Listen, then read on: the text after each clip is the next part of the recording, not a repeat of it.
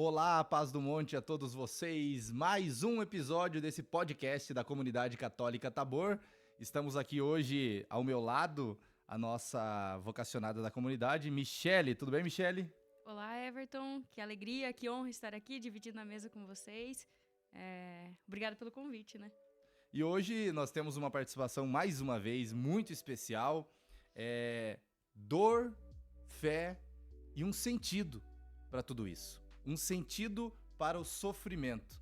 É sobre isso que nós vamos conversar neste dia, nesta segunda-feira, onde nós encontramos aqui hoje Cristiane. Antes de qualquer pergunta, obrigado por estar aqui. Obrigado pela sua história de superação. A sua vida está edificando a nossa vida, está edificando a nossa comunidade, os nossos membros. E hoje, de maneira muito especial, tenho a plena certeza que vai edificar cada um que está aqui hoje nos acompanhando. Tudo bem? Tudo, muito obrigada pelo convite. É uma honra estar em Cascavel, é uma honra estar com vocês, conhecer a comunidade. Eu me senti muito bem acolhida. Eu acho que o meu anjo da guarda já preparou esse momento com o de vocês. Parece que eu já conheço vocês há um tempão. Oh, que bom, que bom. Nos encontramos sempre na Eucaristia, afinal, né? Exato. Estamos sempre nos encontrando lá.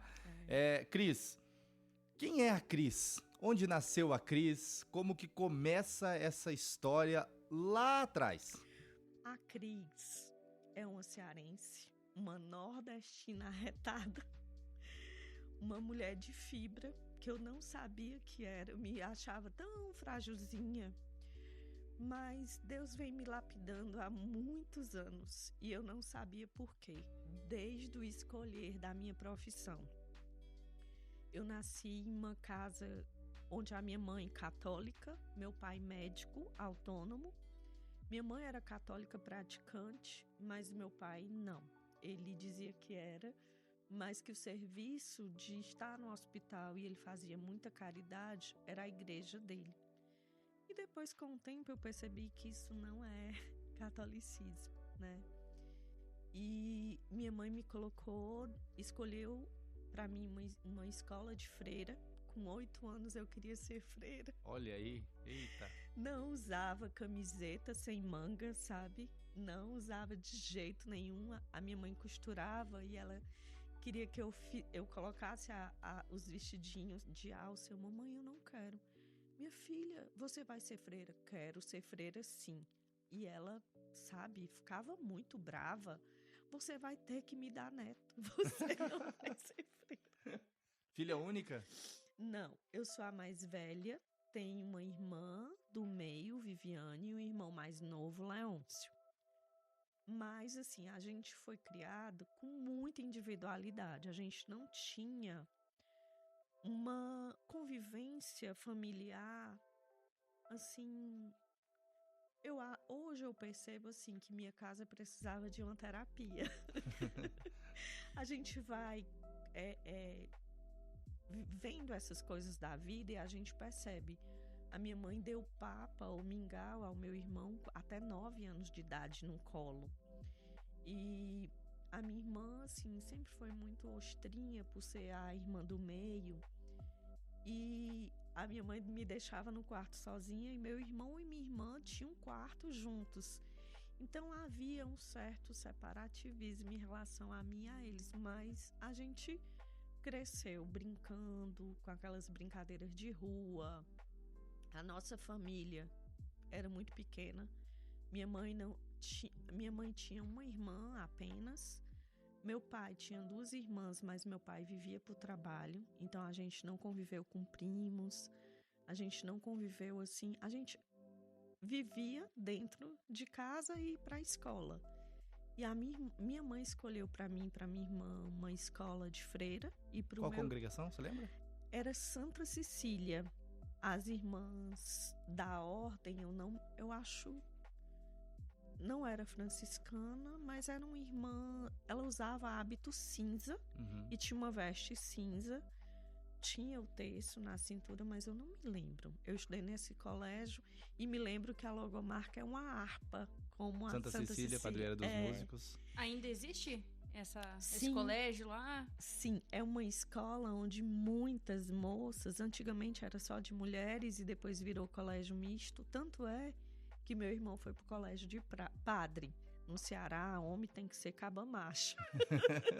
E aí tinha aquela coisa de colocar o homem com homem, mulher com mulher, mas hoje é bem diferente. Mas, a Cris, realidade. isso, pegando um gancho no que você tá falando, é algo hoje que a gente vê que os católicos hoje, as famílias hoje, elas estão voltando para esse modelo de escolas. Eu digo pelo meu filho da Michelle também.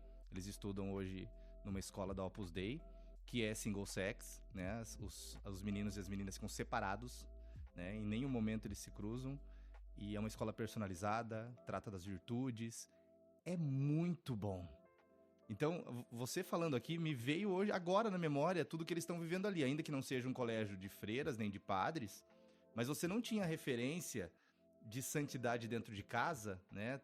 A ausência do pai. Isso. Mas lá na escola você queria, já vislumbrava com o céu, com as coisas sagradas, por causa da escola. E hoje isso se perdeu muito. Hoje nós, infelizmente, nós temos algumas escolas que, infelizmente, só carregam o nome de católica, mas já não tem mais quase nada do catolicismo, né? Verdade. E às vezes a gente acha que tem que criar o filho para o mundo e o filho para ser gente. Mas diante de tudo isso, a gente tem que criar filho para Deus, Pro céu. para o Isso. céu. O professor Exatamente. Vitor Salles, que veio alguns meses atrás aqui, e ele falava isso: nós estamos com os pés no mundo, mas nós estamos com o olhar sempre para o céu. Nós não nos viramos contra o mundo porque nós estamos nele. Então é uma realidade, nós estamos no mundo, mas o nosso olhar sempre vai estar voltado para o céu. Então é isso que a gente nunca pode perder, né? Esse sagrado que é estar com os olhos sempre fixos no céu. E nessa escola que você estudou, eu vejo que tinha isso, e hoje me lembra muito o que nós estamos vivendo com os nossos filhos, né? Perfeito, perfeito. E eu me lembro, assim, a gente tinha todo um ritual, toda sexta-feira tinha missa. Dentro da própria escola, a gente tinha uma disciplina religião. Quando a madre superiora chegava, a gente levantava. Antes de qualquer coisa, a gente consagrava o dia a Nossa Senhora e clamava o Espírito Santo. Então, a gente tinha aquela rotina de respeito. E eu fui docente de uma faculdade, eu sou fisioterapeuta de formação, e eu percebi o aluno atual, o respeito dentro da sala de aula está muito aquém. Mas eu também percebo, assim, os pais, desculpe até falar isso, assim, a culpa é da nossa sociedade, porque se tem isso hoje, e aí o grande tempo que se tem é para ganhar o pão, para sustentar a casa. Quando você chega em casa está cansado, você vai um pouco para o celular, e aquela qualidade que você deveria ter com o filho, você desperdiça. E como diz Jó, né? A vida é um sopro. Se você não tiver assim, aquela percepção que a vida é hoje, é o agora, e o amanhã a gente não tem controle, é tudo providência divina, a gente perde muita coisa. E como é difícil, né, a gente fazer com que isso seja verdade na nossa vida, né? Porque por mais que a gente tenha consciência, né, de que o hoje é o que nós temos, o amanhã a Deus pertence, como fazer com que isso seja uma verdade vivida, não só uma verdade dita, né? Algo, uma utopia praticamente, né? Como fazer com que isso se materialize, em prática, né? É você perceber, muitas vezes, a gente, lá em Fortaleza agora, a gente teve a morte de uma criança no interior e todo mundo julgando a mãe porque a criança morreu por um jogo no Roblox. A gente sabe que a sociedade está todo o tempo batendo, olha o Roblox aqui, ali, a gente sabe. Essa mãe dormia com a filha não tinha pai e já não tinha avó. Mas às vezes você está tanto tempo com seu filho que a pergunta que me vem, será que você conhece o seu filho? O seu filho gosta de quê? Às vezes nós mães, a gente abre mão de muita coisa. A gente, quando um filho nasce automaticamente a palavra culpa. E aí os nossos gostos, a gente renuncia tudo e o que a gente acaba gostando é que nossos filhos gostam. E a gente deixa de ser aquela pessoa, aquela Cris, e passa a ser a mãe. Então, assim, isso é de algumas. Então, hoje eu pergunto a vocês que estão em casa, conhecem seus filhos? Mas o mais importante, quem anda com os filhos de vocês? Quando eu tinha essa pergunta aos meus, o que é que eu fazia? Eu trazia os coleguinhas para dentro da minha casa. Eu queria conhecer o pai, eu queria conhecer a mãe, eu queria conhecer os hábitos. E quando eu conhecia, eu podia pontuar algumas coisas, né? Porque a gente consegue ver, né, determinadas coisas. Hoje, essa é uma realidade muito difícil hoje dentro das casas com crianças de 7, 8 anos viciadas, adictas no celular, né? Esse caso que você disse não é um caso isolado de uma criança que morre a partir de um jogo de Roblox. Então, acho que fica até essa mensagem aqui para todos os pais que estão nos vendo, que dá uma atenção para o seu filho. Eu acho que envolve muito o comodismo, aquilo que a gente falou, o cansaço. Estamos cansados de um dia de trabalho, então o que a gente faz? Fica no celular aí, me deixa em paz. É mais Final fácil. de semana, eu não trabalho, fica no celular aí, coloca uma tela, coloca um YouTube, e aí você começa a perder o seu filho, você começa a não saber mais o que ele está consumindo e quem ele está levando para dentro de casa, a partir do celular. Nós vimos há pouco tempo em Cascavel, aqui perto de Cascavel, uma menina de 11 anos que estava fugindo com um senhor de 38 anos, 40 anos. E estava indo embora, combinou pelo celular. E estava indo já, aqui em Cascavel que foi pega. Então, assim, pais, não desperdice esse presente que Deus deu para cada um de vocês. Nós estamos com alguém aqui que daqui a pouco vai contar para nós que já não tem mais os seus filhos perto. Não. E você tem tão perto o seu filho, tão perto, mas às vezes tão longe por causa disso aqui, ó. Tá? Continua, Cris. A gente tá só fazendo um adendo, Sim. né? Quer dizer, porque a gente tem problemas, né? Nós pais temos problema, a gente não tem receita pronta de como ser pai, de como ser mãe, quem dera. A gente vai acertando. Não vem com manual, né? Isso, a gente vai acertando e errando. Mas uma coisa muito importante, gente, quando eu recebi essa notícia, a primeira coisa que eu pensei, eu digo, como está o coraçãozinho dessa mãe? A gente sabe que é um problema, já aconteceu. Como é? Quem vai acolher essa mãe? Mas depois a gente vai falar sobre isso. E aí, continua lá. Bom, e aí, eu sempre fui uma menina obediente. Quando eu tinha meus 15 anos, eu era muito recatada, porque meus pais não deixavam sair. Eu fui daquela época que casei virgem.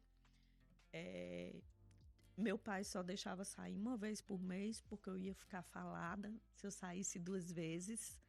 E as pessoas tinham que esquecer a minha face para eu poder sair de novo. E se eu tivesse que sair, minha irmã tinha que ir, ou alguém que eles escolhiam tinham que ir. Então, fui uma menina muito resiliente, muito obediente, embora algumas vezes eu me revoltava, porque eu ia questionar e eles não me respondiam. E aí eu não tinha resposta, então o jeito era aceitar, aceitar e aceitar. Mas quando eu perguntava por que eu era rebelde... Mas tinha muito disso antigamente, né? Você não podia questionar, não tinha um diálogo, né? Não. Já era rebeldia, já tá querendo saber demais. Sim. Tanto é que aquela música da Rita Lee, Você é ovelha negra, era a minha música. Minha mãe colocava e dizia, peraí, vem aqui ouvir sua música. E na verdade não devia ser muita coisa, devia ser assim, ô mãe, por que que isso é assim, né? Coisas não, pequenas coisa, não né? podiam ser respondidas. Domingo a gente ia à missa. Eu me confessava, porque era a igreja, e assim, eu era muito bem orientada que não podia ter pensamentos ruins sobre os 10 mandamentos, o que era um pecado grave, o que era um pecado venial. Então, fui crescendo com isso. Mas A partir da sua mãe, né? Ela que te ajudava Isso. na fé. Isso, na fé. Depois, o meu pai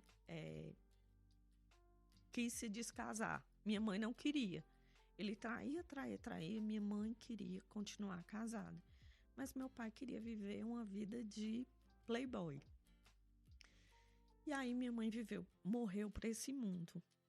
Tipo, ela escolheu ficar em casa, ela achava que a sociedade ia condená-la, que ela iria ser... as amigas não iam querer ela dentro de casa, que ela podia roubar o marido da amiga, então era aquele período. Então eu vi minha mãe decair de uma profunda depressão. Mas naquela época, quem procurava um psicólogo ou um psiquiatra era louco. E minha mãe dizia, não tô louca, não vou precisar. E o olhar do meu pai não estava mais voltado para a família. Então foi muito difícil. Isso com você com 15 anos? Com 17. 17. 17. Com 15 anos eu estava naquela coisa que quando eles não deixavam sair, eu queria sair e tudo. Não viajava, ficava mais em casa. Minha mãe fez os 15 anos, porque como ela nunca teve o casamento, ela se colocou nessa festa tudo que ela queria. Festa de debutante, né? E ela queria... E eu, na verdade, eu não queria nada. Eu queria não queria festa, não queria viajar, mas ela queria, então eu fiz os gostos dela. Resultado, gente, eu entrei na escola, no colégio de freira, até a 9ª série. O 1º, o 2º e o 3º ano, a escola era fraca para poder passar no vestibular. E aí minha mãe colocou num colégio, que era o Cristos, que era um colégio misto, que era padre, mas não tinha toda aquela excelência de você ter a rotina, a disciplina, a religião. E aí eu comecei a ter muita dificuldade na matéria. E aí eu fiz o 1º, o 2º e o 3º. Meu pai queria que eu fosse médica. Eu não queria ser médica, porque eu via a ausência dele dentro de casa e eu queria ser mãe. Naquela época eu já tinha escolhido ser mãe. Eu queria algo da área da saúde, mas eu não queria ser a protagonista. Eu queria ajudar, mas eu também achava que enfermeira não fosse o que é hoje, né? Porque hoje você pode ser muitas coisas na enfermagem.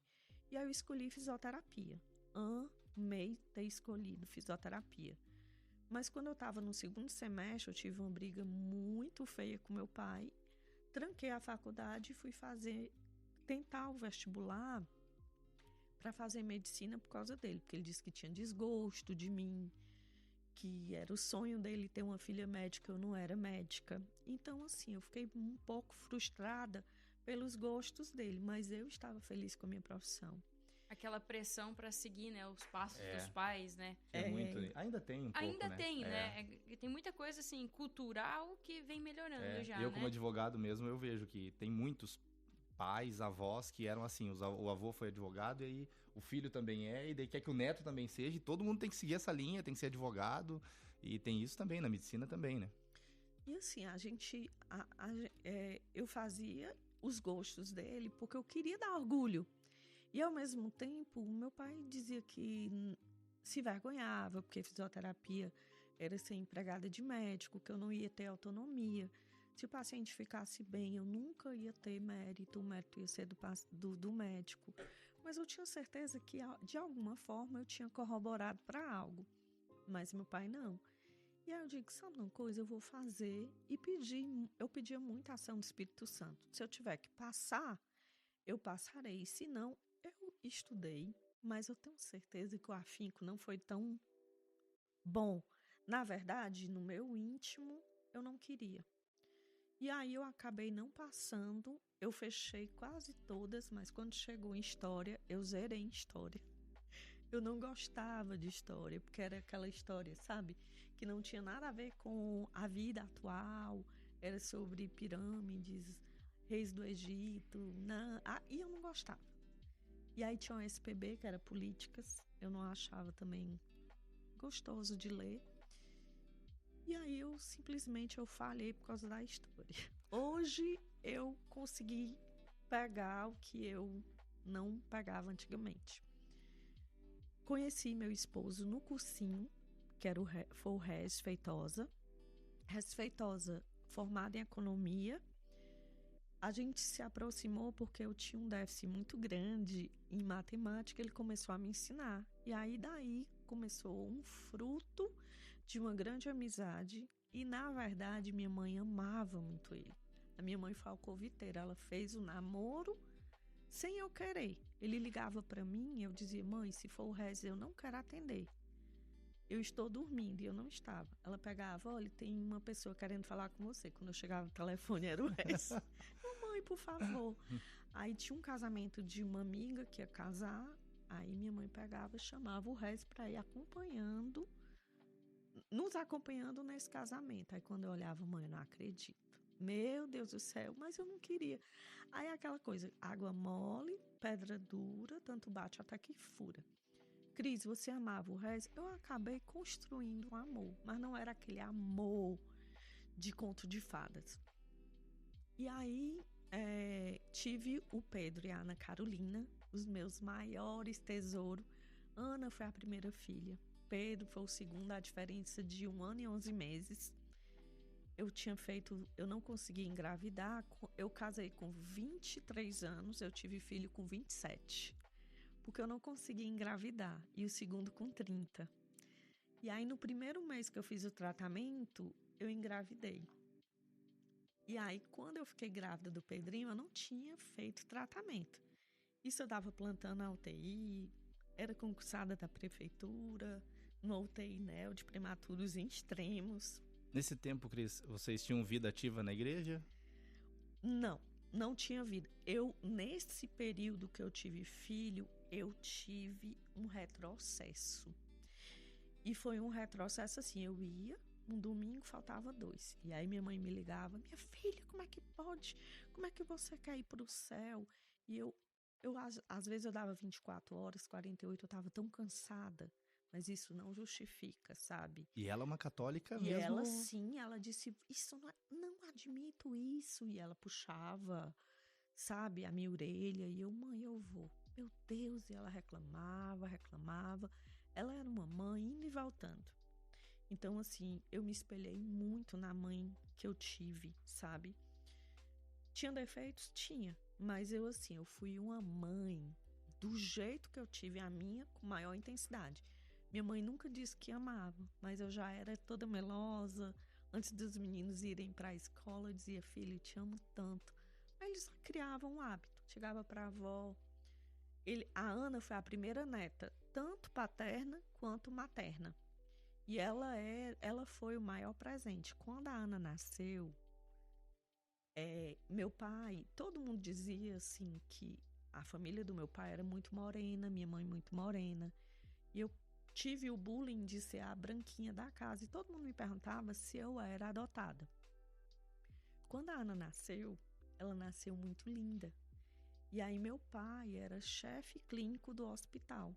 E todo mundo ia visitar.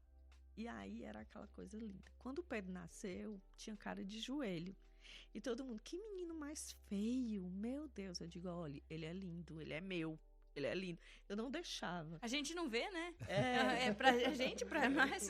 E eu ficava doída, sabe? Nossa, parece seu pai. Horrível esse menino. A minha sogra dizia isso. Eu olhava pra ela, me dava vontade de eu, sabe, fuzilar ela com os olhos. Mas ele ficou um menino lindo, lindo, lindo. Pra você ter ideia, ele ficou mais bonito que a Ana. Mas assim, coisas de Deus, né? E aí, meninas e meninos, né? Eles nasceram com muita saúde. Quando a Ana estava com 13 anos, ela foi pego por uma febre. Eu achava que ela estava com aparelho. E achava que era porque extraía os sisos, achava que era inflamação, mas que nada. A gente descobriu o diagnóstico de leucemia aguda. Fortaleza era o embrião no tratamento do câncer. E aí, eu tive que ir para São Paulo e olha como Deus já estava me lapidando. Eu já era docente da faculdade, concursada, chefe de um serviço de fisioterapia, mãe. Eu decidi largar tudo e ir para São Paulo, sem conhecer ninguém, e fiquei num flat para cuidar da minha filha. Não tínhamos dinheiro. A gente foi pro Einstein. Quando a gente chegou lá, a gente teve que dar um cheque calção, que tinha, hoje não tem mais, de 9 mil. Em 2 dias a gente gastou 16 mil reais. Aí o médico chegou, dona Cris, essa doença é necessário 2,5 milhões. Nossa. Se ela não tiver nenhum problema, se ela tiver problema, vocês vão desembolsar mais. Eu vendendo tudo que eu tinha em 2009, eu não tinha 2 milhões e meio. Aí ele disse, eu tenho uma saída. Eu sou professor das clínicas e sou professor da USP. A senhora aceita ir para o meu hospital escola? Eu digo, doutor, na hora. E aí me levou para o Hospital das Clínicas. Gente, a hotelaria era péssima. Dormia 40 dias e noite em cadeiras brancas de plástico. Mas a minha filha foi ultra mega bem tratada. Ela tinha uma médica, doutora Ariane. A gente criou um vínculo tão lindo que a gente acabou indo para o casamento da doutora em Jundiaí. Eu peguei um carro, aluguei, a gente foi. E foi uma coisa muito especial, né? Foi muito especial. Naquele momento, quando a gente voltou para Fortaleza, a gente já tinha links com os universitários. Eles colocavam tudo o que era para ser feito e me explicavam. Então, assim, eu larguei eu já estava no meu segundo casamento, né? Quando eu me separei, quando eu me separei, a Ana estava com 3 anos e o Pedro estava com 3, a Ana com 5.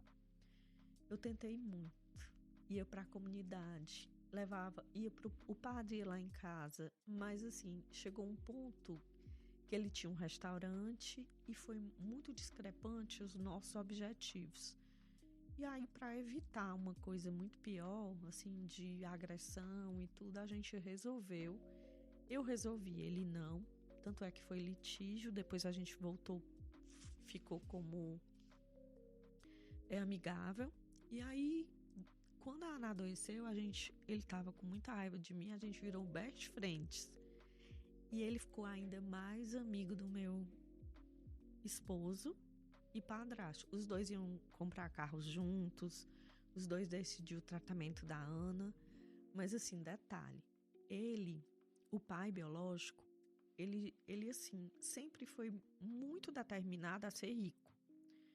Mas assim, ele não parava em empregos. Ele não parava, ele começava e não terminava.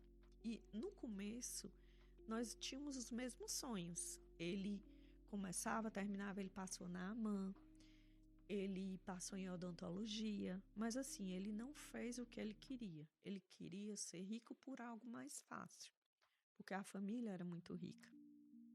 Mas a parte dele, não. Os homens eram ricos e as irmãs não eram. Mas assim, eu entendi o lado dele. Mas aí começou a virar boêmio. Aí não dava mais certo o casamento. E aí, quando a Ana adoeceu, ela pensou em ser médica e eu disse, filha, tá aí, ótimo. E ela não perdeu o ano. Para vocês terem uma ideia, a gente no flat, ela pediu para eu chamar um professor particular. Ela saía da quimioterapia de 6 horas, no dia seguinte ela botava um balde, o professor dava aulinhas para ela não perder o ano, ela vomitava e começava a fazer os exercícios de volta. Filha, você não precisa disso. Se você não passar esse ano, a mamãe não acha ruim. Mamãe, eu não quero que meus amigos me achem burra. Eu não quero que uma doença, a menina com 13 anos, não quero que uma doença me defina. Ela já era muito especial, sabe? No dia que o cabelo dela caiu, que eu chamei um rapaz para raspar o resto do cabelo, meus olhos encheram de água e eles caíam sem eu controlar. Ela olhou para mim, mamãezinha, chore não. O cabelo é meu, não tá doendo. Isso é um detalhe pequeno de Roberto Carlos. Vai nascer de novo. Eu não tô chorando. Por que tu vai chorar, mamãe? Engole esse choro. Eu engoli. Fiquei. Ela tinha acabado de fazer a primeira Eucaristia. Então, se ela estivesse no hospital, o padre ia levar a primeira comunhão. Ela se confessava. Quando demorava mais de uma semana, ela disse, mamãe, chame o padre aqui. E assim, a religiosidade dela era muito grande. Paralelamente, o Pedro ficou com o pai biológico. Ele ficou revoltado, gente. Eu precisei de psicólogo quando eu voltei, eu precisei de muitas coisas para eu poder alinhar o Pedro. Quanto tempo você ficou com ela em São Paulo, quanto tempo durou esse tratamento? O tratamento durou 2 anos e meio, mas em São Paulo eu fiquei 1 ano. E aí os médicos me orientaram para eu ir para Fortaleza e eles me instruíam um dia. Em Fortaleza, os médicos eram menos, o serviço era menor. E eu ligava segunda-feira para quarta-feira a médica tá internada. Cris, não é agora. Eu digo, doutora, vamos fazer o cálculo. Não, já não tenho tempo não. Eu mandava 2 semanas antes. Então, assim, naquela época, eu vi que se eu não tivesse estudado a tabela, lá no Ceará minha filha tinha morrido. Não pela incompetência médica, mas porque ela estava em uma linha de tratamento diferente do que a cidade oferecia. Então, mas eu consegui. Deu tudo certo. Como meu marido era médico, pediu os exames antes e eu caçava a médica antes, como diz o nordestino. Ele fazia o plano de internamento e num dia estava lá. Então, durante 1 ano e meio posterior, na remissão, que a gente foi para Fortaleza, quarta-feira ela saía da escola e recebia quimioterapia. E o Pedro revoltado, você só gosta dela, você não quer saber de mim. E a vida foi indo e foi se aprumando, ele pegou e foi entendendo. Quando ele estava com 16 anos, na turma Olímpia para fazer medicina, Ana tinha passado em medicina. Em pleno assalto, ele começou com uma dor na perna, no assalto que ele tentou correr. E aí o médico achava que era uma ruptura de ligamento. A gente tratou, fez uma cirurgia, uma artroscopia. Eu estava em São Paulo com a Ana, tive que voltar, arrumando o apartamento dela, as coisas dela. Quando eu voltei, gente, eu fiquei na cirurgia, tratei direitinho, eu sou fisioterapeuta, mas não entendo de joelho, eu entendo de bebê, de tubação, de estubação, né? E aí eu percebi que meu filho não melhorava. E aí eu levei para o meu próprio marido, cardiologista, eu digo, meu bem, vamos fazer uma ressonância? Gente do céu, tava lá um tumorzão de 9 centímetros na tíbia esquerda, um osteosarcoma, um tumor ósseo de muita agressividade. Aí eu olhei pro doutor, o Pedro não estava comigo.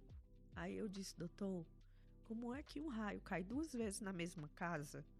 Eu não creio. Deus não fez isso comigo, porque nessa época que a Ana adoeceu, eu já voltei para a igreja, ela fez a primeira comunhão e eu voltei. Então estava muito afinco. E eu chegava e disse, Senhor, o que é isso, Senhor? Vá procurar outra casa. Tu já veio, olhou a Ana, agora o Pedro, não, Senhor, não aceito não, Senhor. E eu discutia com Jesus como se ele fosse meu melhor amigo, sabe? A gente criou uma intimidade muito intensa. Mas algo me dizia dentro de mim, que eu sabia que era o Espírito Santo, que meu filho ia morrer. Não dessa doença, mas que ele ia morrer antes de mim. E aí eu voltei de novo para São Paulo, para o mesmo lugar da Ana. Eles me receberam Pedro. Nessa época a Ana ficou em Fortaleza, já estava... Não, a Ana passou em medicina na Uninove em São Paulo. Ah, tá, vocês já estavam juntos aí Aí eu época. fui morar junto com a Ana dentro do apartamento. E ela com o tratamento, continuando o tratamento ainda? Ela já estava curada, porque ela já estava com 16 para 17 anos, todo mundo achando que ela era extremamente inteligente, porque ela já estava assim, o Pedro estava com 15 para 16, que era muito perto. Ela entrou na medicina e o Pedro teve o problema. E ela começou a medicina com o problema do Pedro. E eu fui lá, eu digo, filho, vai dar tudo certo. Só Deus sabe como o meu coração estava. Porque na linhagem da biópsia, a gente tem 5 tipos de tumores. O dele era o 4º mais agressivo. Tem um 5º, dele era o 4º. Aí ele fez 6 meses de químio, tirou o pedaço da perna de 9 centímetros. Todo mundo achava que ele ia perder a perna. Eu tinha feito uma previdência. Existia uma prótese de titânio. A previdência foi o valor exato da prótese. E eu disse, Deus, é tu, Deus. Aí consegui. Ele colocou a prótese, o joelho nunca mais ficou o mesmo. E todo mundo achava que ele ia sair do hospital em cadeira de roda. Gente, vocês vão ver nas fotos ele andando e o sorriso. Chegou em Fortaleza caminhando. E todo mundo comemorando, sabe? E aquela época a Ana teve em 2009 e ele teve em 2016.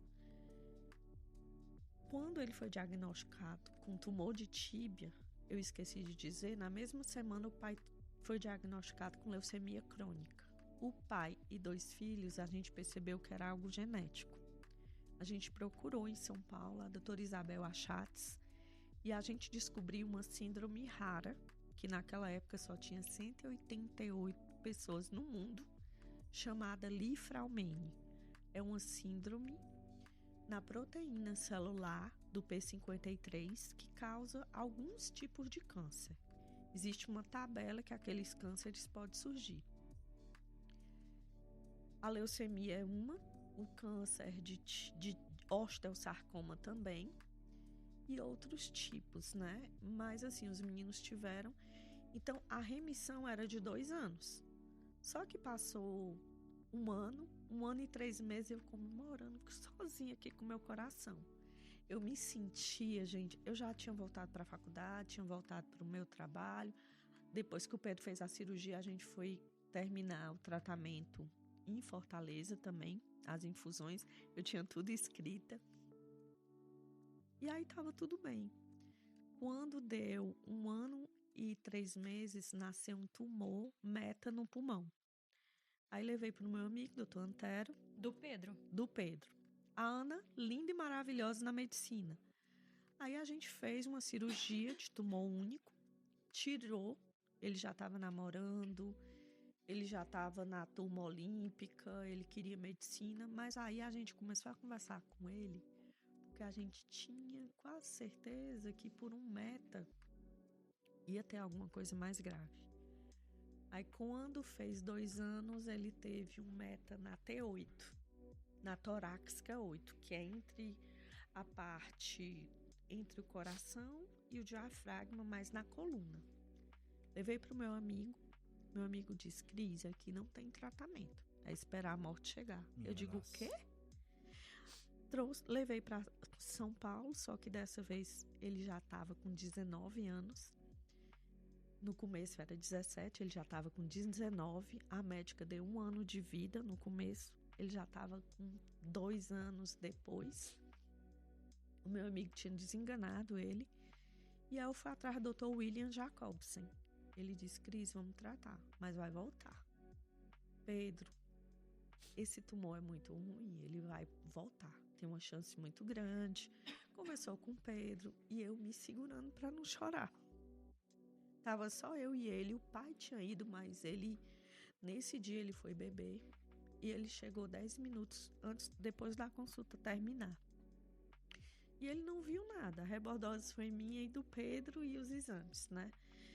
E aí eu cheguei em casa, comecei a pensar, a gente já tinha todo um esquema, o Pedro não podia voltar pro estudo do tratamento do câncer infantil, porque era só criança. A médica conseguiu em 2 dias colocar ele no ICESP. O nosso plano era Unimed, mas quando se saía de Fortaleza para fazer um tratamento de quimioterapia não pagava. E a gente foi de novo pro SUS. Gente, foi maravilhoso o nosso estado no SUS. Com 6 meses, o tumor sumiu. Ele passou 3, em 6 meses ele teve 4 infusões de quimioterapia, ele se internava, passava 3 dias. Aí o médico em 6 meses foi fazer o exame. O tumor era enorme, estava comprimindo, ele saiu com colete. Ele saiu completamente imobilizado. Eles queriam colocar a UTI no ar. Eu não, ele vai sentado, vai dar tudo certo. Dr. William disse que qualquer coisa ele fazia uma cirurgia para descomprimir, se por acaso uma vértebra deslizasse, comprimisse um nervo. Gente, com 6 meses de quimioterapia, simplesmente o organismo voltou do nada. A vértebra que tinha um tumor imenso do tamanho de uma manga, ficou a vértebra só como se fosse uma pequena fissura, e nós voltamos para casa. E eu tinha certeza, Deus tinha preparado o milagre da perna, da prótese, tinha preparado esse milagre, mas com 6 meses, o Pedro, 4 meses, fez o vestibular da Mackenzie, em São Paulo, e fez o vestibular da Unifor. Passou em primeiro lugar. Fazia 5 meses que ele estava em tratamento, não estava estudando. Mesmo assim, ele passou ainda. Passou. Eu digo que é tudo obra de Deus. No dia que ele foi desenganado, ele percebeu que eu chorei muito. Eu me tranquei no quarto, fiquei de joelho, peguei o Salmo 90 e comecei. Eu, Senhor, o que tu quer de mim? Pode me levar. Não leva meu filho. Eu não quero que tu me leve. Eu não quero que tu leve meu filho. Tu já deu a saúde da Ana. O milagre não vem pela metade. Tu já salvou o sarcoma dele. Não deixe meu filho ficar pela metade. E aí, ele pegou e o Pedro entrou no quarto e me viu chorando. Aí ele pegou na minha mão e disse: mamãe, Deus que eu acredito é o mesmo céu. Ele já botou a mão em mim. Eu ainda vou lhe dar muito trabalho. Não chore, mamãe. Tenha fé. E aí, assim, passou-se mais um ano e aí ele teve um tumor na cabeça. Esse tumor foi extremamente agressivo. E aí é o que eu conto para vocês. Em 2018, na véspera do Natal, minha mãe teve um AVC, morrendo em janeiro de 2019. 2020, meu pai estava com Alzheimer, foi pro hospital, pegou Covid, morreu em agosto. Meu filho, que vinha com esse tumor cerebral, que foi diagnosticado em 2019, 2020, novembro faleceu. 2 meses depois, o meu esposo pegou Covid dentro do hospital e faleceu. 7 meses depois, a minha filha convulsionou. O mesmo tumor cerebral. Fazia 3 meses que ela tinha saído da medicina. E eu fiquei impressionada. Eu digo, meu Deus, como é que tu faz um negócio desse? Eu briguei com Deus. Eu briguei com ele e eu disse, eu nunca fui uma prostituta. Eu nunca fui uma mãe ruim. Eu sempre fui uma esposa boa. Por que tu fez isso com minha família, Deus? Eu não quero mais conversa com você. É humano, né? Passei 48 horas sem conversa. Não venho. Não quero saber de você. Eu tava com luto da minha mãe, que eu não tive um tempo de sofrer. Meu pai. O meu pai, eu posso dizer que como ele já estava tão ausente, eu não sofri muito não. Mas meu filho e meu marido e minha mãe. E aí, depois de 7 meses, minha filha convulsiona e tá com o mesmo tumor, passa 1 ano e falece. Em 2022. Gente do céu, vocês não têm ideia. Eu pedia pra morrer. Quando a minha filha foi embora, eu pedia todos os dias. Briguei com Deus. Passei 3 dias sem falar com ele. Depois fiz as pazes. Me larguei na bebida. Bebi tudo que vocês possam imaginar. Fumei. Aceitei até maconha. E as amigas da minha filha me levavam para casa. Bêbada. Me deixavam. Muitas dormiam comigo. E faziam o revezamento. Depois de 4 meses eu infartei. E eu comemorei. Eu disse, Deus, tu vai me levar? Que maravilha. Todo mundo chorando no hospital, porque Fortaleza todo mundo me conhece. E eu comemorando. Obrigada, Senhor, é agora que eu vou. Aí meu amigo mandou repetir os exames e disse assim, Cris, teu coração tá se recuperando. Aí eu disse, Senhor, o que tu quer de mim que eu não tô entendendo? Gente, aí eu fui pra casa. E eu sem entender, eu já tinha pedido tanto pra morrer, ele me mandou um infarto. Eu senti um infarto, fiz todos os exames, ele não me levou. Depois de 4 semanas, eu peguei H1N1, 2 pneumonias, direita e esquerda, fiquei acamada. Entrei no antibiótico, meu amigo queria me internar, mas eu sozinha. Caí no banheiro e eu ficava pensando, eu vou ligar pra quem? Eu não tenho mais ninguém pra ligar. Eu não tenho mais... Pra que eu vou ligar? Eu fiquei chorando. Aí eu me levantei, eu digo, tô bem. Mas isso me preocupou muito, porque eu tava só. E aí eu disse, eu cheguei pra Deus, cheguei na janela e disse, Deus, me fala o que tá acontecendo que eu não tô entendendo. E aí eu abri meu Instagram, ele era fechado. Quando eu comecei a abrir meu Instagram, várias mães que tinham perdido filhos vieram até mim. Me explique como você faz para estar viva. Porque se fosse eu, já tinha acabado com minha vida. Aí eu comecei a responder e eu percebi a força que Deus me dava para eu responder. Aí eu respondi, eu digo, mas isso não fui eu que respondi. Depois de um dia eu olhava e digo, mas eu respondi isso, sabe? Eu fui para Canção Nova agora e tinha uma mãe que perdeu o filho com 15 anos no acidente de moto. Cris, você salvou a minha vida.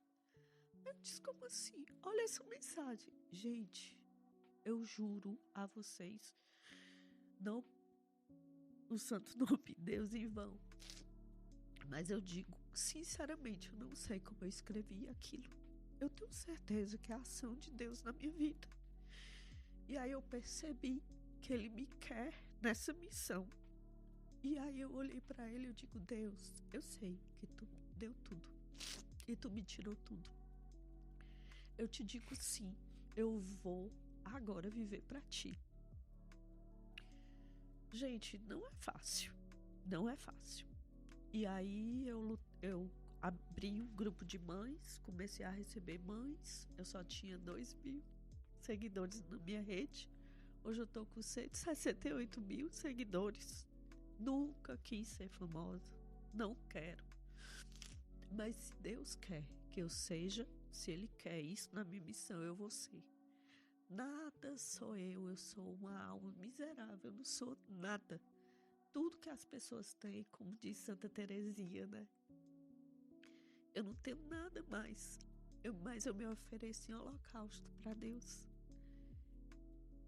E assim, essa é a minha missão hoje, sabe? E eu levo com muito orgulho, com muito amor no meu coração. Cada mãe que eu recebo é a mim mesmo que eu tô consolando. É difícil, é. Hoje, na nossa comunidade, tá bom? Eu digo nossa porque eu já me sinto fazendo parte.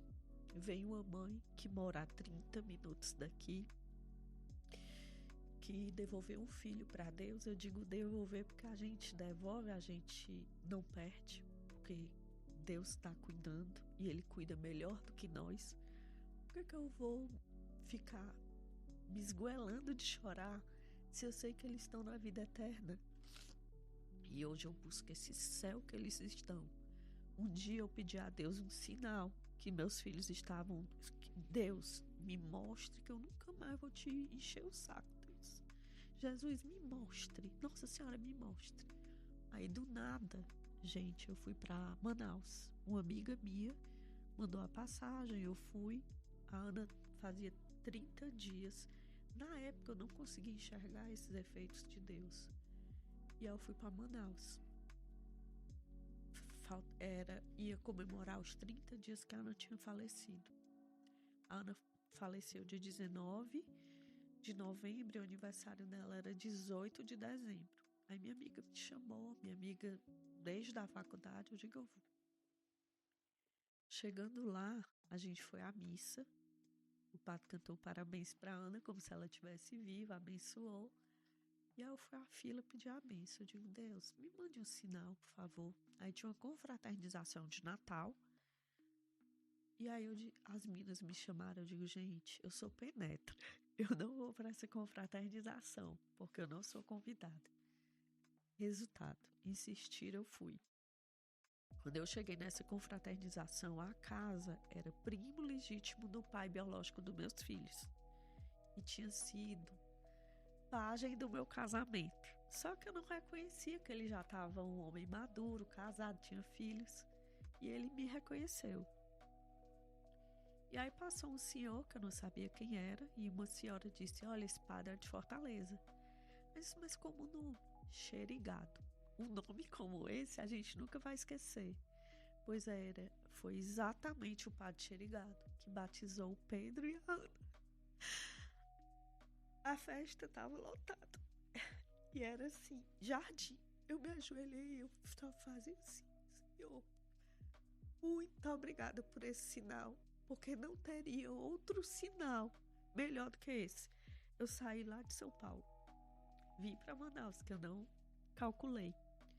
Tu me mostra esses 2 sinais, Senhor, a partir de agora eu não vou perturbar, eu vou viver. Mas mesmo assim, é aquela coisa que eu fui pra bebida, eu infartei, eu tive uma involução, mesmo ele mostrando, para vocês verem como a minha miséria foi grande, a minha fraqueza foi grande. Mas nesse meu deserto da alma, eu me fortaleci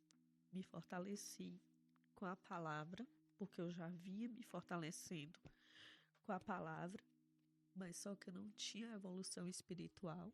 Hoje eu procuro, quando eu não entendo, as missas só dominicais, para mim é muito pouco, eu tenho que ir durante a semana, mas eu posso dizer para vocês que quem salvou a minha vida foi a adoração santíssima, foi Jesus Eucarístico. E a comunhão hoje é meu remédio, como diz Santo Agostinho. Eu tô até sem palavras aqui, porque enquanto você falava, Cris, eu me colocava no lugar, né? Os meus filhos, nós que somos pais, e não é a ordem natural, né? A minha mãe, ela costuma dar uma palestra e ela fala sobre isso, sobre pais e filhos. Ela fala, quando você perde o marido, é muito doloroso, mas você tem um nome pra isso, né? Fica viúva, né? Quando você perde o pai e a mãe, você fica órfão. Mas quando você perde os filhos, nem nome pra isso tem, porque não é uma ordem natural. E aí você perde 2 ainda num espaço muito curto de tempo, né? E é só o Espírito Santo mesmo, e só o Senhor, porque você tinha 2 alternativas. E a primeira é muito humana, é da gente se afundar. Me leva, eu não tenho mais nada para ficar aqui, né? A gente pode, a partir do sofrimento e da cruz, simplesmente não fazer mais nada mesmo e querer ir embora. Mas você resolveu fazer um belo quadro, fazer uma bela história, fazer um belo amparo para outras mães que também passam por isso. Você fez um belo testemunho disso. E é desafiador, eu imagino como é desafiador. Você começou falando aqui para nós no começo, que todos os dias você não superou, você ainda coloca, a gente costuma falar lá no Tabor muito, quando a gente entra pro retiro nos 4 dias, a gente pega a nossa dor, coloca ela no bolso e vai trabalhar com ela no bolso. E você também faz isso todos os dias. Na mensagem que você manda para uma outra mãe, a tua dor tá ali ainda, ela tá no bolso, mas você resolveu fazer algo muito bonito desse testemunho. Sim, e eu queria muito pedir para vocês do Tabor, acolham essas mães. Se tiver alguma mãe que queira fazer esse apostolado, se quiser me ajuda. Eu acho que a nossa igreja, acho não, quem acha não acha nada, né?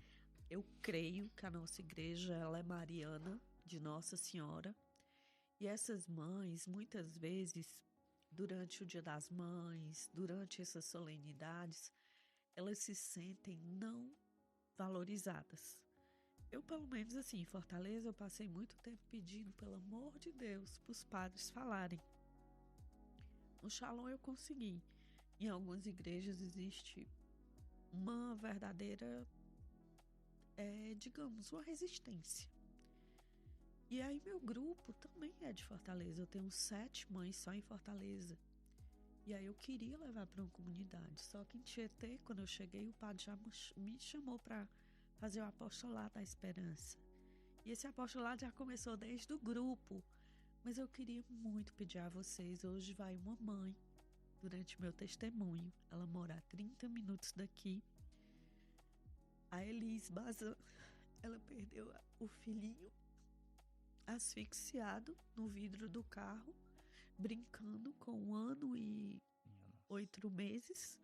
Ele acionou, o vidro simplesmente asfixiou, e quando o pai viu o silêncio, quando foi procurar, ele já estava morto. Não deu tempo de chegar no hospital. E ela hoje vem na comunidade. Eu queria muito que vocês acolhessem. Com certeza. Porque ela mora aqui perto. E ela acabou de perder a mãezinha.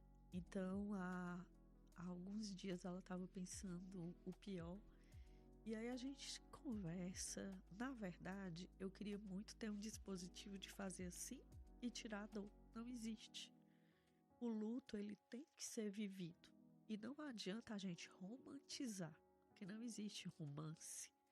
Dói e dói pra caramba. Eu perdi marido, perdi pai, perdi mãe, mas a dor de perder um filho que você gerou no teu ventre, que você amamentou, que você viu a primeira respiração e que você viu a última, porque meus filhos morreram nos meus braços.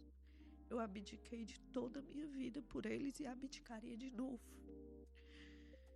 Hoje eu tenho a plenitude, sabe? Eu digo assim, não existiu. Para vocês terem uma ideia, vocês não têm noção como estão minhas finanças, porque até minhas finanças eu abri mão, agora que eu tô me organizando. Então tinha quimioterapia de 75 mil, o pai estava doente, não podia arcar, o meu esposo, que era médico, que pagava tudo, só uma caixa, era 75 mil. Ele precisava de 2, convênio não cobria, porque era off-label. Hoje você entra com as liminares e consegue, né? Mas enfim, eu não reclamo do que eu dei, do que eu fiz e da desordem financeira que eu fiquei. Eu não reclamo hoje de nada. Eu tendo um lugar para eu dormir, comida. E Jesus é tão perfeito que ainda me mandou um José. Quando é que entra o Rogério nessa história? Você acredita? Em 2025, eu estava aqui em Cascavel com a minha melhor amiga de Nova Laranjeira, Silvia Santos. E ela, mexendo no meu celular, fez um aplicativo namoro católico. O Tinder. E aí, Rogério estava vindo morar em Curitiba, e aí ela fez de manhã. Essa minha amiga é um milagre. O médico tinha dito que ela nunca mais ia ter bebê, e eu olhei para ela, amiga, eu decreto em nome do Senhor que tu vai ter bebê e que tu não vai fazer nenhuma inseminação e que tu vai ficar grávida. Ela fez inseminação, perdeu. E depois eu fiz algumas intervenções através de Jesus e ela engravidou naturalmente. E ela teve uma filha e colocou o nome de Ana, em homenagem a minha Ana. E amanhã eu vou conhecer a Ana. Oh, glória. A gente tá saindo daqui pra ir pra Cascavel pra conhecer a Ana. E aí a Silvinha fez esse aplicativo. Chafurdou meu celular e fez esse aplicativo. E aí a gente saiu pra comprar o enxoval da neném. Quando eu voltei, tinha 92 likes. Aí eu, nossa, não, isso não é pra mim, não. Eu vou apagar esse aplicativo. E um dos likes era o Rogério e tinha uma pessoa de Caxias do Sul que eu falei pra ele. Dei meu telefone pros dois, apaguei o aplicativo, a gente ficou conversando. 1 ano depois a gente ainda tava namorando e a gente casou. Esse ano. E faz 2 meses que a gente tá em lua de mel. Oh. A gente casou e eu digo que Jesus mandou um José. Um José que me compreende, que é viúvo, cuidou da mulher, teve um linfoma, depois teve um AVC. Então, assim, ele não perdeu o filho, perdeu a esposa. Mas ele cuidou e compreende as minhas dores. Cris, quando você estava falando, 2 coisas me veio assim muito forte de curiosidade, mas de entender. Porque assim, eu sou mãe, né? Tenho 2 filhos, um de 5, um de 1 ano e 3 meses, e tô grávida do 3º. Ai, que bênção. E Abençoe. amém.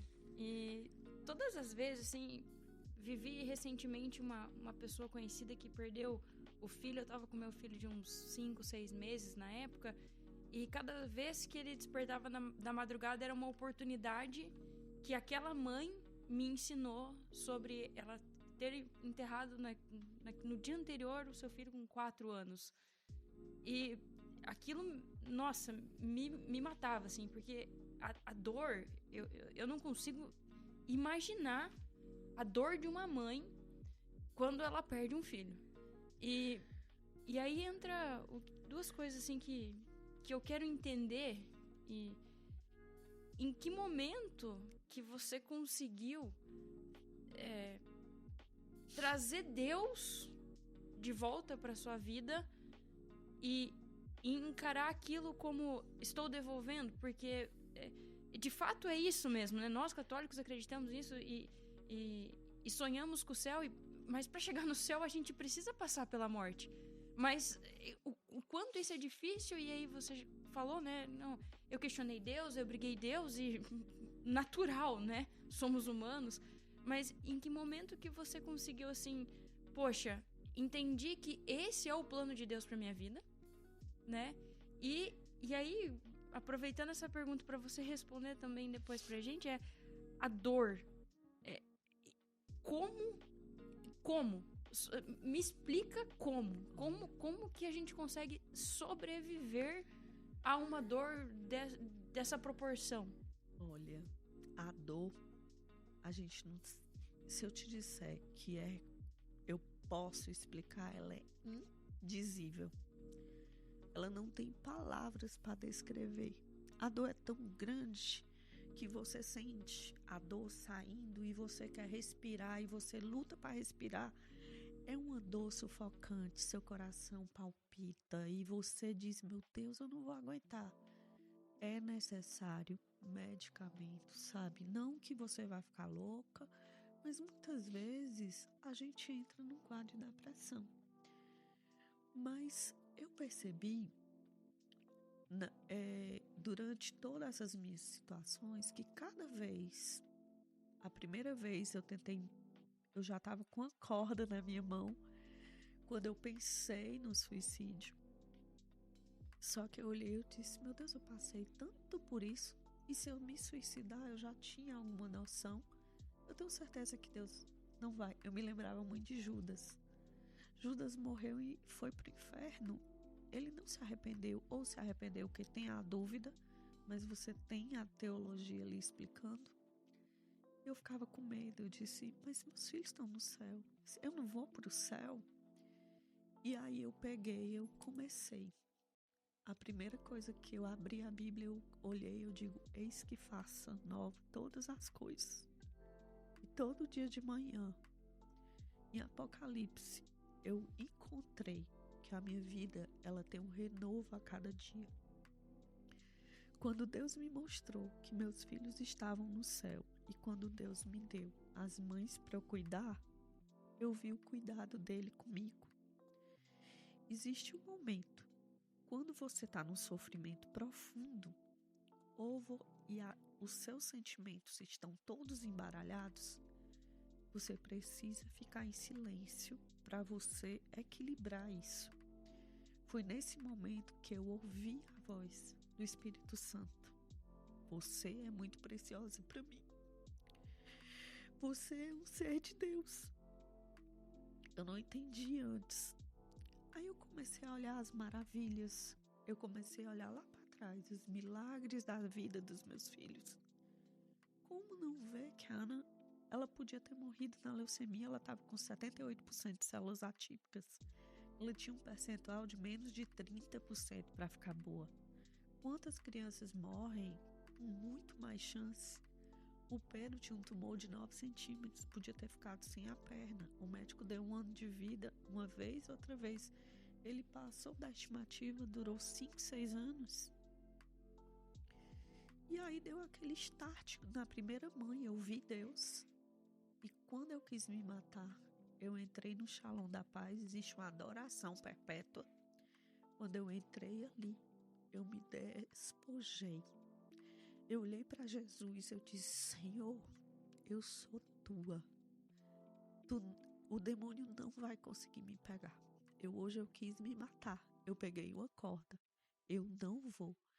Eu passei de 9 horas até 9 horas da manhã lutando com a voz inimiga me chamando para a morte. E Jesus ali, quanto mais eu olhava para ele, mais ele brilhava. Ele não pulsava, mas ele brilhava. E ali foi a minha maior batalha. Dali em diante, eu fiz uma aliança com Deus. Eu fiz um pacto com ele. Eu disse, Senhor, minha vida é só tua. Eu vou em missão. Eu não quero ser rica, eu não vou ganhar dinheiro com as minhas missões. A minha vida é tua e somente tua. E aí eu vou vendo, sabe, cada dia. Por exemplo, eu fui pra Canção Nova na semana, sem ser a passada, a retrasada. O Rogério estava com pregação, não pôde ir comigo. No dia anterior, eu tive uma batalha enorme com dor na coluna. Fui ter que tomar até injeção. E eu tinha combinado com 4 mães. E eu digo, eu não posso. Quando eu marco uma coisa, a responsabilidade é maior. A minha palavra ainda é daquele tempo de antigamente. Quando eu dou minha palavra, eu vou até o fim. E aí eu passei. Era para eu chegar dia 9. Era para eu chegar dia 8, eu cheguei dia 9. Para vocês terem uma ideia, era a festa de Jesus da Misericórdia. Do nada, a gente teve uma vigília. A minha vela se transformou em uma imagem de Nossa Senhora. E tem uma imagem que é de Nossa Senhora e a chama tinha Nossa Senhora Aparecida. Era uma mulher olhando. Eu não sei se sou eu olhando ou se é Jesus Eucarístico. Eu digo, eu recebo e eu vou interpretar com o tempo. E outra coisa que eu vi, do nada, a gente estava começando a orar, era o texto da misericórdia, eu fechei os olhos. Gente do céu, eu senti a mão de Deus sobre mim e os raios. Então hoje, eu não sei ainda entender os desígnios de Deus, mas eu sinto um calor na hora que a gente invoca o Espírito Santo. Para vocês terem uma ideia, um exemplo, vou dar um exemplo. 2025, a minha filha veio num sonho. Era um sonho, ela e o Pedro. Olhei, o Pedro estava nas nuvens. Eu adoro olhar as nuvens e ver o Pedro. Olhar se alguma forma tem o Pedro ou a Ana. Aí eu adormeci. Era um sonho real, assim. Eu digo quando o sonho real é um sonho, não era vida real. Aí eu olho, Padre Pio caminhando, São Francisco de Assis e o Pedro. Aí o Pedro olha pra mim e faz assim. E eu olho como se eu estivesse numa tela de vídeo. Eu digo, Pedro, o que tá fazendo aí? E ele, moro aqui. Aí eu sei que eu disse, cadê a avó? Pintando lá embaixo. E a Ana, mamãe tá numa cabana cuidando de outras pessoas. Aí eu acordei numa sensação tão boa. 3 meses depois eu sonhei com a Ana. Ela não estava fazendo nada, estava com o estetoscópio. Ela disse, mamãezinha, tô tão feliz por você. Isso a gente conversando, e ela dava umas gargalhadas. Mamãe, vai te contar uma coisa. 2026, o Brasil vai te conhecer. Como é isso, Ana? Mamãe, o Brasil vai conhecer o teu testemunho, porque eu quero que você diga que eu sou mais do que uma doença, que uma doença não nos definiu, que nós fomos uma família muito unida, muito feliz e de Deus. A Ana, ela namorou 7 anos, teve um namoro casto no último ano, quando ela teve o diagnóstico.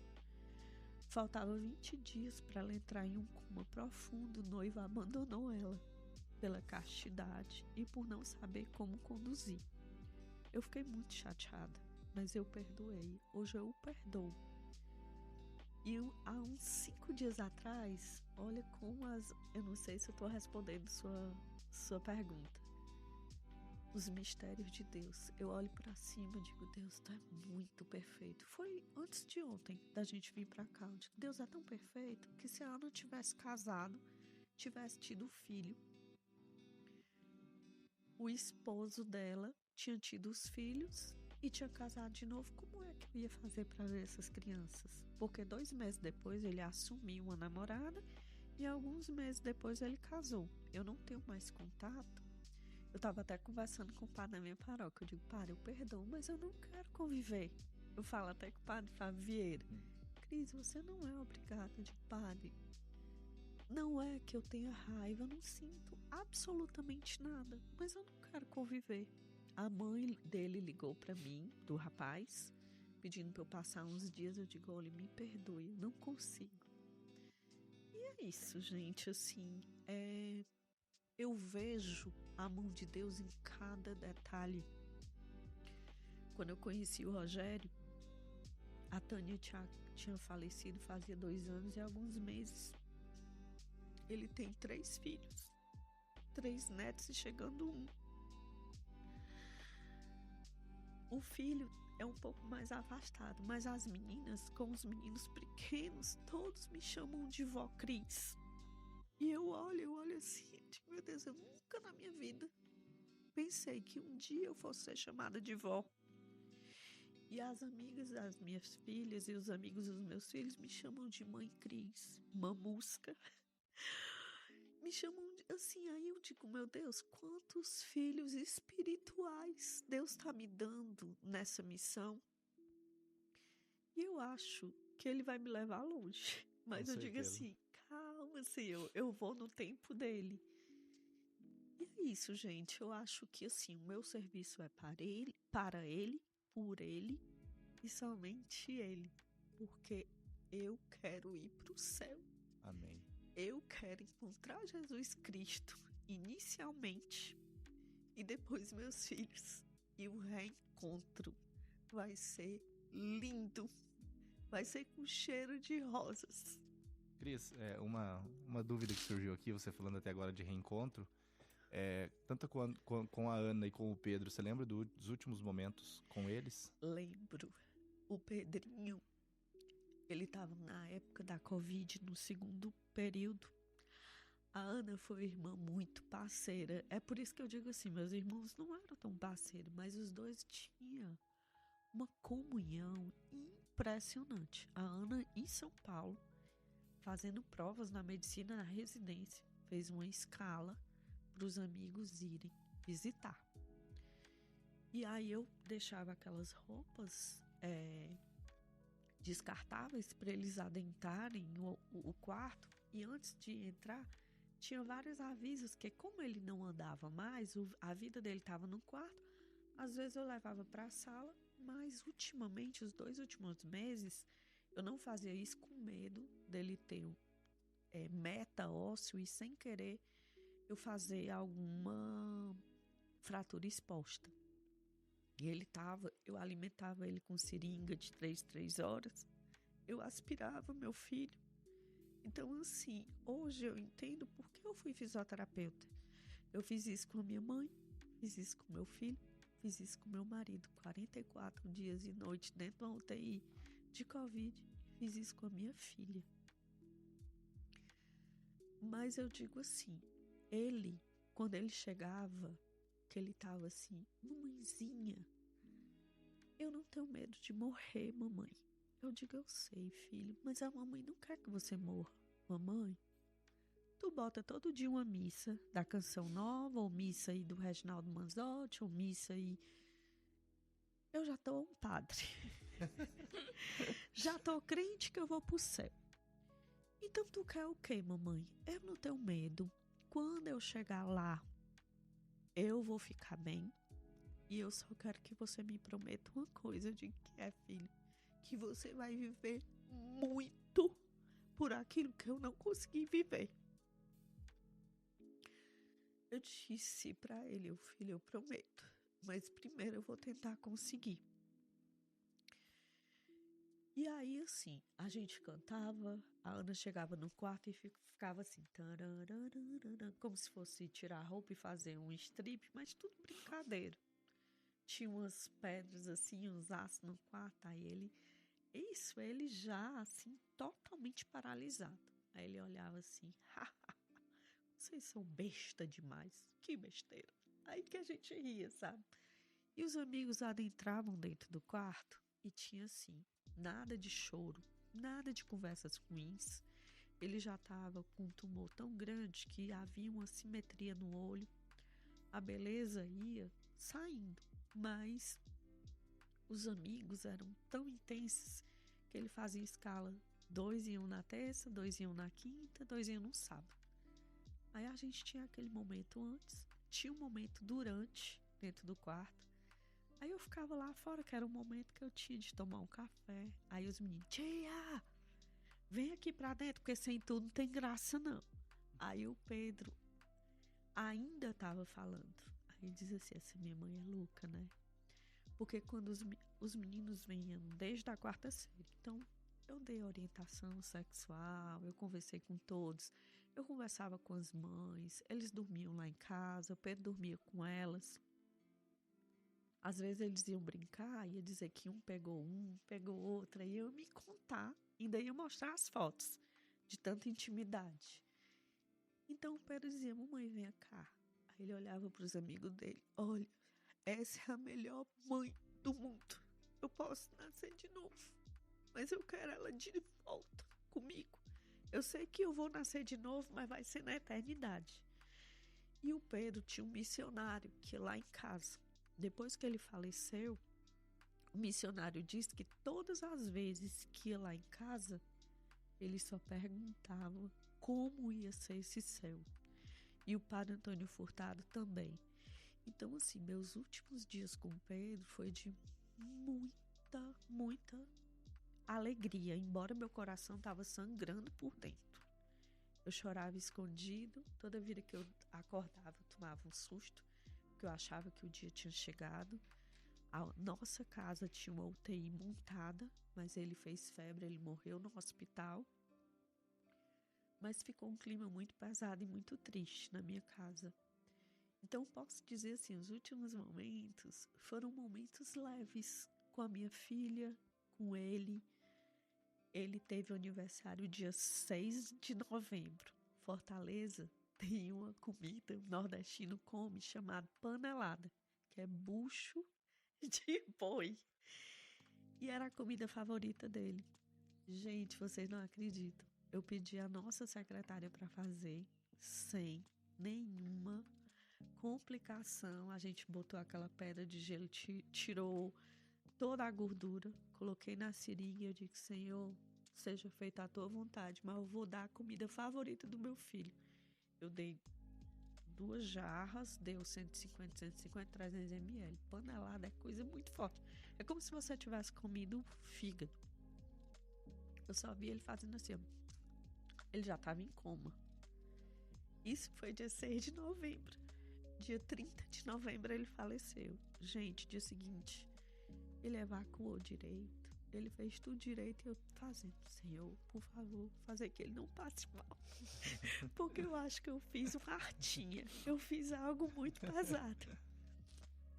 E a Ana, que não saiu do hospital, os 74 últimos dias, eu estava dentro do banco, fui à Fortaleza tirar minha licença e o médico ligou e disse, Dona Cris, a sua filha tem horas de vida. Eu disse, doutor Olavo, eu chego amanhã, venha agora. Gente, eu não sei como eu me vesti, como eu peguei a mala e como eu cheguei lá. Eu cheguei nesse hospital, eu ia chorando de Fortaleza, o aeroporto e lá, comprar a viagem no balcão. A viagem de R$700 dava 3.500. Só que depois foi que eu fui saber que ele dava um atestado, você comprava a passagem pelo preço mesmo. Eu já tinha gasto fortunas. E eu entrei, eu tive tanta crise de pânico. E o que aconteceu? Cheguei no hospital esperando o pior, que ela ia ter horas de vida. Quando eu cheguei dentro do hospital, eu disse, Aninha, mamãe chegou. Ela abriu os braços e disse, mamãe! Aí eu olhei, filha, a mamãe chegou. Mamãe, eu tava te esperando. Aí eu, meia hora depois, o doutor Olavo chega. Só que eu digo, filha, tá tudo bem? Mamãe, olha aqui. Eu pedi tanto, porque antes dela falecer, ela fez uma lista do que ela não queria. Não queria ser sondada, não queria ir para UTI, não queria que eu fizesse nenhum movimento de distanásia, que é prolongar o sofrimento. Você não tem ideia de dizer para o médico parar a quimioterapia, porque o tumor estava duplicado. Eu sozinha, o pai estava doente, se tratando, eu disse, não, pode parar, doutor. Não quero mais essa quimioterapia, pagando 75. Não era pelo valor, mas era a vontade da minha filha. Mamãe, essa sonda, filho, vamos tomar banho? Vamos. Levei ela para o banheiro. E ela começou a chorar. Mamãe, eu pedi tanto ao filho, eu não estava aqui. Mamãe, tu não podia, tu não precisava fazer isso. Eu como? Mamãe, tu perdeu o teu pai, tu perdeu tua mãe, tu perdeu o Drinho, tu perdeu o Cláudio e agora tendo que cuidar de mim, eu desse jeito. Mamãe, era para eu cuidar de ti. Eu, filha, a maior honra que você pode me dar é deixar você cuidar a mamãe cuidar de você, porque eu cuido com meu amor e esse amor é infinito. Aí eu digo, respira fundo. Quando ela respirou, eu puxei a sonda. Na hora que eu puxei a sonda, o médico entrou dentro do banheiro. O que a senhora está fazendo aí? Eu digo, olha, doutor Olavo, eu trabalho na UTI há 30 anos. A minha filha estava de sonda. Ela está consciente. Ela me deu um abraço. Ela levantou as mãos e ela quer comer. Eu tirei a sonda pelo amor incondicional. Agora, eu tirei porque eu tinha certeza que ela podia ser tirado com um profissional ali. Eu fui uma mãe doida, de amor incondicional, mas eu vi que ela conseguiu. Ana, o que você quer comer? Mamãe, eu quero comer sushi. Aí existe um restaurante lá bom, que eu sabia que o sushi era tranquilo. Pedi uns fritinhos. Vocês não têm noção da alegria dela. E ela passou 74 dias. O médico judeu, e ele dizia que lia a Torá, dizia que lia a Bíblia judaica, inglês e português. Aí ela olhava pra mim, dona Cris, eu não tô entendendo. Eu digo, doutor Olavo, pelo amor de Deus, é o Senhor, é Jesus que tá me dando esse milagre. E todo santo dia eu lia o Salmo 90, às 3 horas da tarde, o texto da misericórdia, das freirinhas dela. E à noite eu fazia o combate de São Miguel Arcanjo. E quando ela estava consciente que ela estava comendo, eu começava a dançar, né? Aquelas coisas do Hertley Safadão, aquelas coisas que eu nem sabia, mas tinha as coreografias, eu fazia. Eu só via ela. Mamãe, tu é louca, mamãe. Pelo amor de Deus. Eu precisava, como eram os últimos dias da minha filha, ou eu me atolava no sofrimento e ficava velando aquele corpo vivo na minha frente, ou eu fazia do limão a limonada, como diz o padre Marlon Múcio. Eu resolvi ser a minha melhor versão. Como? Foi a ação do Espírito Santo. Porque força eu não tinha. Humanamente, eu não tinha.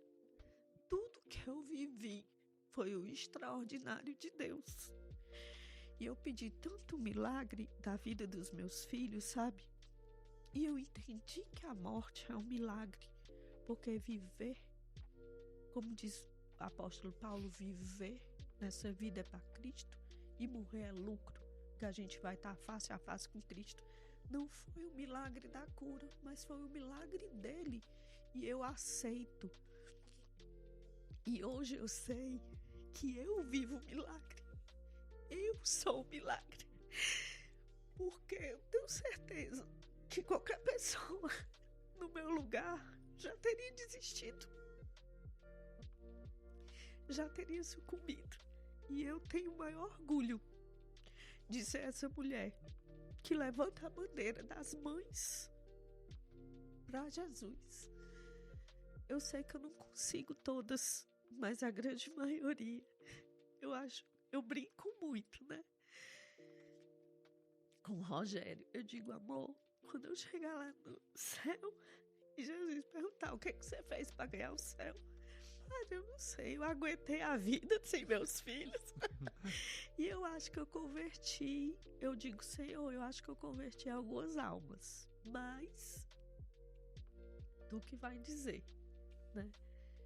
E é isso, gente, a minha vida hoje se resume a isso. Dói todos os dias, dói. E não é pouco, mas a minha vontade do reencontro, eu sei que não vai ser mais carnal, eles não vão estar mais aqui nessa vida, mas o encontro espiritual é como vocês sabem que João capítulo 3 versículo 1, Nicodemos, com aquela cultura inteira, chega para Jesus e disse, Senhor, o que é que tu tem que eu não tenho? O que é que eu preciso fazer para arrastar multidões como o Senhor? Claro que não é com essas palavras, é a palavra dele, mas é como eu entendo. É necessário você nascer de novo e vir do alto. Então, eu nasci de novo e eu nasço todos os dias. Eu não vim do alto, mas eu quero ir para o alto. E eu olho para o céu todos os dias para me lembrar que é do alto que eu quero ir. E é esse alto que um dia eu espero ir. Que testemunho, eu queria agradecer, Cris, de verdade mesmo, pela tua história, por tudo que você nos disse aqui, por toda a dificuldade que você venceu. E você nos mostra que, eu lembrava muito da frase de Santa Teresa, Teresona, que ela fala que a vida é uma noite mal dormida num albergue na beira da estrada. E o que nos dá esperança é que a vida não é apenas ficar dormindo nesse albergue. Tem algo muito maior depois dessa vida. Então aqui a gente vai ter essas noites mal dormidas, a gente vai ter dificuldade, a gente vai ter cruz, mas você conseguiu transformar a tua cruz, ou melhor, transfigurar a tua cruz, subir no monte e mostrar que existe algo muito maior atrás da cruz, que é a ressurreição de Cristo. Pra gente encerrar aqui, eu queria fazer um bate-bola, jogo rápido. Na hora. Uma palavra que define a sua vida hoje. Confiança. Uma palavra que define a dor. Resiliência. Uma palavra que define Deus pra você hoje. O ar que eu respiro. A saudade é? Infinita. O luto me ensinou o quê? O luto me ensinou que ele não vai me vencer, que ele é só uma passagem para a eternidade e que nós somos muito mais do que uma carne. Quando tudo parece escuro, você faz o quê? Eu sou luz. Deus pra você hoje é? A minha vida. Se hoje os seus filhos estivessem assistindo esse programa, nesse finalzinho, se Deus concedesse, através da comunhão dos santos, que eles pudessem ver esses últimos 30 segundos, o que você diria pra eles? A mamãe tá com muita saudade, mas tudo que eu faço é por amor a Deus e por vocês. Eu espero que eu não esteja envergonhando vocês, gente, que vocês tenham orgulho de mim. Amo demais, demais. Um dia a gente vai estar junto. E para aquelas mães que perderam seus filhos, Cris, o que você queria dizer para elas hoje? Não desistam. A morte não é o fim. Eles só passaram pro outro lado, como diz Santo Agostinho. Falem de mim, falem sobre mim. É apenas um período. Eu estou do outro lado da margem. Um dia nós vamos estar juntos até você chegar. Mães, não é fácil. Vocês veem que eu choro, o choro faz parte da cura. Mas aguentem firme, que a eternidade nos espera. Peçam ajuda a Deus. Segure na mão de Deus. Ele e Nossa Senhora podem nos ajudar. Só eles. É isso aí. Esse foi o nosso podcast. Michele, alguma palavra? Cris, obrigada. Imagina. Obrigada por ter deixado Deus fazer isso através da sua vida. Hoje eu não tenho a dor da perda, mas pelo teu testemunho eu volto para casa amando ainda mais os meus filhos. Então, a sua vida não é apenas para as mães que perderam, mas para as mães. Obrigada por ter me ensinado e por estar me devolvendo para casa hoje uma mãe 1% melhor. Obrigada. Deus te abençoe. Agradeço. Nós queremos agradecer a todos vocês. E é sobre isso, não é só você, mãe, pai, que perdeu seus filhos, mas você que os tem aí em casa.